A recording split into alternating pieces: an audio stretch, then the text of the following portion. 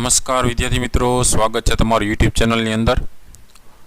ધોરણ 9ની અંદર સંસ્કૃત વિષયમાં જે કંઈ અલગ અલગ સ્વાધ્યાય પોથીને લગતા પ્રશ્ન જવાબ આવે છે એમની આપણે ચર્ચા કરવાના છીએ.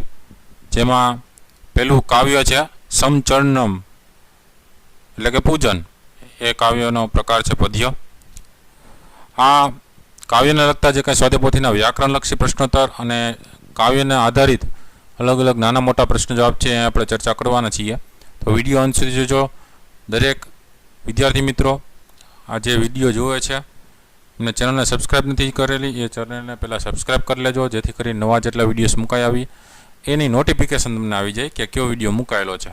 જો સબસ્ક્રાઈબ કરેલું હોય તો બાજુમાં બેલ આઇકન ક્લિક કરી દેવાનું, એટલે જેટલા વિડીયો મુકાય એની નોટિફિકેશન મળી જાય. બરાબર. બીજું, આની અંદર ઘણા બધા ધોરણ 9ના વિડીયોઝ મુકાઈ ગયા છે, તો એ જોવા હોય તો ઉપર વિડીયો સેક્શનની બાજુમાં પ્લેલિસ્ટ છે. પ્લેલિસ્ટમાં જશો ત્યાં તમને નીચે ધોરણ 9ના સ્વાધ્યાય પોથીનું પ્લેલિસ્ટ જોવા મળશે. ધોરણ 9ના સામાજિક વિજ્ઞાનનું છે, ધોરણ 9નું સાયન્સનું છે, બરાબર, વિજ્ઞાનનું છે, પછી ધોરણ 9નું સંસ્કૃતનું છે. એવા અલગ અલગ તમને પ્લેલિસ્ટ જોવા મળશે. એની અંદર બીજા ઘણા બધા આવા વિડીયોઝ છે ધોરણ 9ને લગતા, એટલે ધોરણ 9ના પ્લેલિસ્ટ જોજો, ન જોયા હોય તો. એમની અંદર બીજા ઘણા બધા વિડીયોઝ છે. આવનારી પરીક્ષાની તૈયારી પણ તમે એમાંથી કરી શકશો. હવે અહીંયા પેલું કાવ્ય જે છે સમચરણમ, એમના વિશેના અલગ અલગ પ્રશ્ન જવાબ છે જોતા જઈએ. વિભાગ એ આપેલો છે, નીચે આપેલા હેતુલક્ષી પ્રશ્નોના ઉત્તર આપો. જેમાં વિભાગ પહેલો આપ્યો છે પદ્યલક્ષી પ્રશ્નોત્તર. પહેલો પ્રશ્ન છે અધોદત્તાનામ સંસ્કૃત શબ્દાનામ અર્થમ દત્તાભ્યામ વિકલ્પાભ્યામ ચિત્વા લિખત. નીચે આપેલા સંસ્કૃત શબ્દોના સાચા અર્થ તેની સામે આપેલા વિકલ્પમાંથી શોધીને લખવાના છે. તો અહીંયા જવાબ જોતા જઈએ. પહેલું છે હોતારમ એટલે હોમ હવન કરનાર. બીજું છે મયસ એટલે કે સુખ. ત્રીજું છે પરમ એટલે કે શ્રેષ્ઠ. ચોથું છે પોતમ એટલે કે નાવ. પાંચમું છે સ્તવ એટલે સ્તુતિ કે પ્રશંસા. છઠ્ઠું છે અબોધિ એટલે કે સાગર. સાતમું છે પાવનમ એટલે કે પવિત્ર. બીજો પ્રશ્ન એમાં આપેલો છે અધોદત્તાનામ ગુર્જર ભાષાયામ શબ્દસ્ય સંસ્કૃત શબ્દમ લિખત. નીચે આપેલા ગુજરાતી શબ્દોના સંસ્કૃત શબ્દ લખવાના છે. જેમ કે પેલું આપ્યું છે યજ્ઞ કરાવનાર એટલે થાય ઋત્વિજ. બીજું છે અસત્ય એનું થાય અનૃતમ. ત્રીજું છે સુખ જન્માવનાર એનું થાય મયોભવ. ચોથું છે ખજાનો કે ભંડાર એનું થાય નિધાનમ. પાંચમું છે પવિત્ર એનું થાય પાવનમ. છઠ્ઠું છે અતિશય કલ્યાણકારી એનું થાય શિવતરહ. ત્રીજો પ્રશ્ન છે એમાં પ્રકોષ્ઠે દતેભ્ય શબ્દેભ્ય યોગ્યમ રૂપમ ચિત્વા રિક્તસ્થાનમ પૂર્યત. કૌંસમાં આપેલા શબ્દોમાંથી યોગ્ય શબ્દ પસંદ કરીને ખાલી જગ્યા પૂરો. જેમાં પહેલું છે ઇદમ અહમ ખાલી જગ્યા ઉપેમી, તો એના જવાબમાં આવશે સત્યમ. બીજું છે યોગીનઃ ખાલી જગ્યા પશ્યંતી, તો એના જવાબમાં આવશે મનસા. ત્રીજું છે વયમ ત્વામ જગત્સાક્ષી રૂપમ ખાલી જગ્યા, તો એના જવાબમાં આવશે નમામહ. ચોથું છે અગ્ને અહમ તવ વ્રતમ ખાલી જગ્યા, તો આવશે ચરિષ્યામી. પાંચમું છે દેવાય ખાલી જગ્યા નમઃ, તો એમાં આવશે તસ્મે. છઠ્ઠું છે ખાલી જગ્યા યજ્ઞસ્ય પુરોહિતમ અગ્નિમ ઈંગણે, તો એના જવાબમાં આવશે અહમ. સાતમું છે ભીષણમ ભીષણાનામ તોમ ખાલી જગ્યા, તો એમાં આવશે અસી. વિભાગ બીજો વ્યાકરણલક્ષી પ્રશ્ન જવાબ જોતા જઈએ. પહેલો પ્રશ્ન છે અધોદત્તાનામ સંસ્કૃત શબ્દાનામ સમાર્થકમ શબ્દમ દત્તાભ્યામ વિકલ્પાભ્યામ ચિત્વા લિખત. નીચે આપેલા સંસ્કૃત શબ્દોના સમાનાર્થી શબ્દ તેની સામે આપેલા જે વિકલ્પો છે એમાંથી શોધીને લખવાના છે. તેમના જવાબો જોતા જઈએ. અગ્નિનું થશે અનલહ, પુરોહિતનું થશે પુરોધઃ, યજ્ઞનું થશે અધ્વરઃ, સંભવનું થશે મયોભવ, બ્રહ્માનું થશે જગત્સ્ટ્રાહ, સ્તવનું થશે સ્તોતમ, પોતનું થશે નૌકા. બીજો પ્રશ્ન જેમાં અધોદત્તાનામ સંસ્કૃત શબ્દાનામ વિરુદ્ધાર્થકમ શબ્દમ દત્તાભ્યામ વિકલ્પાભ્યામ ચિત્વા લિખત. નીચે આપેલા સંસ્કૃત શબ્દોના વિરુદ્ધથી શબ્દ તેની આપેલા સામેના જે વિકલ્પો છે એમાંથી શોધીને લખવાના છે. જેમાં જવાબ જોતા જઈએ. શિવનું થશે અશિવ, અંતઃનું થશે આદિ, પાવનમનું થશે અશુચિ, દેવનું થશે દાનવ, ધ્યાનમનું થશે અધ્યાનમ. ત્રીજો પ્રશ્ન છે અધોદત્તેભ્ય શબ્દરૂપેભ્ય પુલિંગ શબ્દો ચિત્વા લિખત. આપેલા શબ્દ છે એના વિકલ્પમાંથી પુલિંગ શબ્દ જે હોય એ શબ્દરૂપી પુલિંગ શબ્દ શોધીને લખવાનો છે. તો પહેલું છે એમની અંદર જવાબ આવશે પુરોહિત, બીજું છે એની અંદર જવાબ આવશે યજ્ઞ, ત્રીજું છે એના જવાબમાં આવશે નિરામ લંબ, ચોથું છે એના જવાબમાં આવશે બ્રહ્મા, પાંચમું છે એના જવાબમાં આવશે અંબોધિ, છઠ્ઠું છે એના જવાબમાં આવશે વ્રતપતિ, સાતમું છે એના જવાબમાં આવશે શંકર. ચોથો પ્રશ્ન અધોદતેભ્ય શબ્દરૂપેભ્ય નપુંસકલિંગ શબ્દમ ચિત્વા લિખત. નીચે આપેલા શબ્દોમાંથી નપુંસકલિંગ શબ્દ શોધીને લખવાનો છે. તો પહેલું છે એની અંદર નપુંસકલિંગ થશે વ્રતમ, બીજું છે એનો થશે સત્યમ, ત્રીજું છે એના જવાબમાં આવશે દિવ્યમ, ચોથું છે એના જવાબમાં આવશે ભીષણમ, પાંચમું છે એના જવાબમાં આવશે જગત. પાંચમો પ્રશ્ન છે અધોદતેભ્ય રૂપેભ્ય દ્વિતીય એકવચનમ ચિત્વા લિખત. નીચે આપેલા રૂપોમાંથી દ્વિતીય એકવચનનું રૂપ શોધીને લખવાનું છે. જેમાં પહેલું છે એની અંદર જવાબમાં આવશે પુરોહિતમ, બીજું છે એના જવાબમાં આવશે ત્વામ, ત્રીજું છે એના જવાબમાં આવશે દેવમ, ચોથું છે એના જવાબમાં આવશે પાવનમ, પાંચમું છે એના જવાબમાં આવશે અગ્નિમ.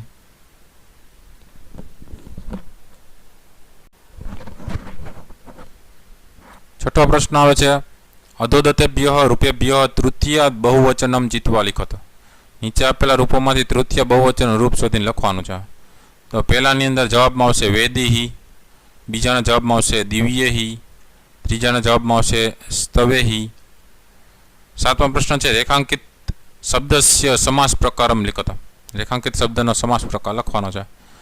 તો પહેલો જે છે યમ બ્રહ્મા વરુણેન્દ્ર રુદ્ર મરુત સ્તુનવંતી. તો બ્રહ્મા વરુણેન રુદ્ર મરુત છે એ ઇતરેતર દ્વંદ્વ સમાસ છે. બીજું વાક્ય આપ્યું છે વયમ ત્વામ જગત્સાક્ષી રૂપમ નમામઃ. તો જગત્સાક્ષી રૂપમ એ થશે ષષ્ઠી તત્પુરુષ સમાસ. આઠમો પ્રશ્ન છે સંધિમ યોજયત એટલે સંધિ જોડવાની છે. તો પહેલું છે એમાં અગ્નિમ પ્લસ ઈડે એટલે અગ્નિમિડે, બીજું છે તત પ્લસ મે એટલે તન્મે, ત્રીજું છે યસ્ય પ્લસ અંતમ એટલે યસ્યાંતમ, ચોથું છે ભજામહ પ્લસ વયમ એટલે થશે ભજામો વયમ. વિભાગ બી જોઈએ. પ્રશ્ન આપ્યો છે પ્રકોષ્ઠગતાની પદાની પ્રયુજ્ય અધોલિખિતાની વાક્યાની પ્રશ્નાર્થ સ્વરૂપે પરિવર્તયત. કૌંસમાંના પદોનો યોગ્ય પ્રયોગ કરીને નીચેના વાક્યોને પ્રશ્ન વાક્યમાં ફેરવો. પેલો આપ્યું છે દેવાય નમઃ, તેનો જવાબ થશે કસ્મૈ નમઃ. બીજો આપ્યું છે સાંગ પદ ક્રમોપદની સદેહી વૈદેહી સામગાહ ગાયંતી, એનો કે વડે બનાવવાનો છે. તો એનો જવાબ થશે સાંગ પદ ક્રમોપદની સદેહી વૈદેહી કે ગાયંતી ક્વેશ્ચન માર્ક. વિભાગ સીની વાત કરીએ. અધોલિખિતાનામ પ્રશ્નાનામ ઉત્તરાણી ગુર્જર ભાષાયામ લિખતા. નીચેના પ્રશ્નના ઉત્તર ગુજરાતી ભાષામાં લખો.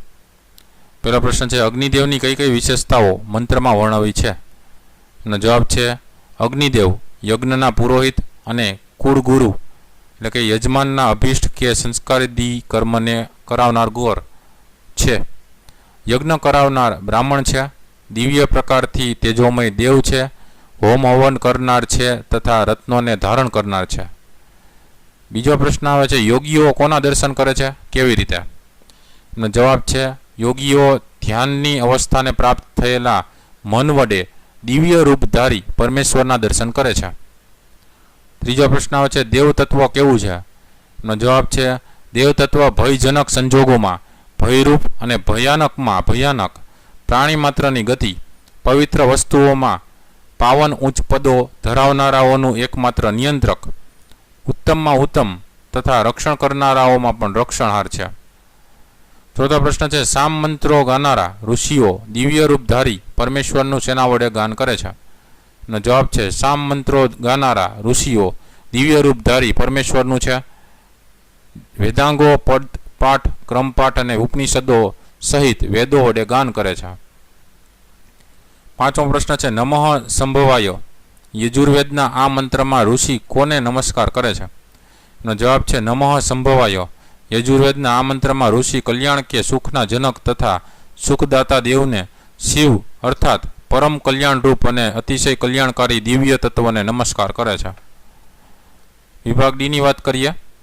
અધોલિખિતસ્ય મંત્રસ્ય શ્લોકસ્ય ચ ગુર્જર ભાષાયામ અનુવાદમ કુરુત. નીચે આપેલા મંત્ર તથા શ્લોકનો ગુજરાતી ભાષામાં અનુવાદ કરો. પેલું છે અગ્નિવિલેય પુરોહિતમ યજ્ઞસ્ય દેવ મૃત્યુજમ હોતારમ રત્નધામમ. એનું અનુવાદ થશે યજ્ઞના પુરોહિત દિવ્ય પ્રકાશવાળા દેવ, યજ્ઞ કરાવનાર, હોમ હવન કરનાર તથા રત્નોને ધારણ કરનાર અગ્નિની હું સ્તુતિ કરું છું. બીજો શ્લોક આપ્યો છે યમ બ્રહ્મા વરુણેન્દ્ર રુદ્ર મરુતઃ સ્તુન્વંતી દિવ્યેહિ સ્તવેહિ વૈદેહિ સાંગ પદક્રમોપનિષદેહિ ગાયંતી યમ સામગઃ ધ્યાનવસ્થિ તત દદગતેન મનસા પશ્યંતી યમ યોગિનો યસ્યાંતમ ન વિદુઃ સુરાસુરગણહામ દેવાય તસ્મે નમઃ. એનો અનુવાદ થશે કે જેની બ્રહ્મા વરુણ ઇન્દ્ર રુદ્ર અને અન્ય દેવો દિવ્ય સ્ત્રોતો વડે સ્તુતિ કરે છે. સામનું ગાન કરનારા ઋષિઓ જેનું 6 વેદાંગો પદપાઠ તેમજ ઉપનિષદો સહિત વેદો વડે ગાન કરે છે. જેનું યોગીઓ ધ્યાનથી અવસ્થાને પ્રાપ્ત થયેલા મન વડે દર્શન કરે છે. જેના અંતનો દેવો તેમજ અસુરો ગુણો જાણતા નથી તે દેવને દિવ્ય રૂપ ધારિત પરમેશ્વરને નમસ્કારો. ત્રીજો શ્લોક આપ્યો છે ભયાનામ ભયમ ભીષણમ ભીષણાનામ ગતિહિ પ્રાણીનામ પાવનમ પાવનાનામ મહોચ્ચેહિ પદાનામ નિયંતૃત્વમેકમ પરેશામ પરમ રક્ષકમ રક્ષકાનામ. એનો અનુવાદ થશે હે ઈશ, તું ભયજનક સંજોગોમાં ભયરૂપ છે, ભયાનક સંજોગોમાં ભયાનક છે, પ્રાણી માત્રની તું ગતિ છે, પવિત્ર વસ્તુઓમાં તું પાવન છે, મોટા અને ઊંચા પદો ધરાવનારનું તું એકમાત્ર નિયંત્રક છે, ઉત્તમોમાં ઉત્તમ અને રક્ષકોમાં તું રક્ષક છે. ત્યાર પછી વિભાગ ઈ જોઈએ. પેલો આવે છે શ્લોક પૂર્તિ કુરુત, એટલે કે શ્લોકો જે આપેલા છે પૂર્ણ કરવાના છે. જેમાં પેલો શ્લોક છે એનો જવાબ જોઈએ. અગ્નિમિલે પુરોહિતમ યજ્ઞસ્થ દેવ મૃત્યુજમ હોતારમ રત્ન ધાતમમ. બીજો શ્લોક છે એનો જવાબ જોઈએ. નમઃ સંભવાય ચ મયો ભવાય ચ નમઃ શંકરાય ચ મયસ્કરાય ચ નમઃ શિવાય ચ શિવતરાય ચ. બીજો પ્રશ્ન આપ્યો છે અધોદત્તાનામ ઉપરી વિવરણાત્મિકામ ટિપ્પણીમ ગુર્જર ભાષાયામ લિખત. નીચે આપેલા શબ્દો પર વિવરણાત્મક નોંધ ગુજરાતી ભાષામાં લખવાની છે. જેમાં પેલો આપેલો છે પ્રશ્ન અગ્નિમ, તેનો જવાબ લખી શકીએ કે અગ્નિદેવ યજ્ઞના પુરોહિત છે, યજ્ઞ કરાવનાર બ્રાહ્મણ છે, દિવ્ય પ્રકાશથી તેજોમય દેવ છે, હોમ હવન કરનાર અને રત્નોને ધારણ કરનાર દેવ છે. બીજો એમાં આવે છે ઉદાત અનુદાત અને સ્વરિત. તેનો જવાબ લખી શકીએ કે ઋગ્વેદના મંત્રોને બોલતી વખતે ઉદાત સ્વર થોડો ઊંચેથી, અનુદાત સ્વર થોડા નીચેથી અને સ્વરિત સ્વર મધ્યમ લયથી બોલાય છે. અનુદાત સ્વરનું ચિહ્ન આ રીતે, સ્વરિત સ્વરનું ચિહ્ન આ રીતે, ઉદાત સ્વરમાં કોઈ ચિહ્ન વપરાતું નથી. તો વિદ્યાર્થી મિત્રો, આ હતા અલગ અલગ સ્વાધ્યાયપોથીને લગતા, કાવ્યને લગતા જે પ્રશ્ન જવાબ છે. વિડીયો ગમ્યો હોય તો જરૂરથી લાઇક કરો, તમારા મિત્રોને પણ વિડીયો શેર કરો, એટલે આ દરેક પ્રશ્ન જવાબ તમારા મિત્રોને પણ ખ્યાલ આવે કઈ રીતે લખી શકીએ. બીજું, ચેનલમાં ઘણા બધા આવા વિડીયોઝ છે એ મુકાઈ ગયા છે ધોરણ 9ને લગતા. એ વિડીયો સેક્શનની બાજુમાં પ્લેલિસ્ટ છે, એમાં જઈને ધોરણ 9ના પ્લેલિસ્ટ છે એમાં જઈને વિડીયો જોઈ લેજો. તો આવા વિડીયો થકી તમને માહિતી મળે, જેમ બને એમ વધારેમાં વધારે તમારું નોલેજ વધે, જ્ઞાન વધે એવા પ્રયત્ન કરીએ છીએ. તો અલગ અલગ વિડીયોઝ જોતા રહેજો, જ્ઞાનમાં વધારો કરતા રહેજો. ફરી પાછા નવા વિડીયો સાથે મળીએ. તમારી કાળજી રાખજો. Thank you very much and take care.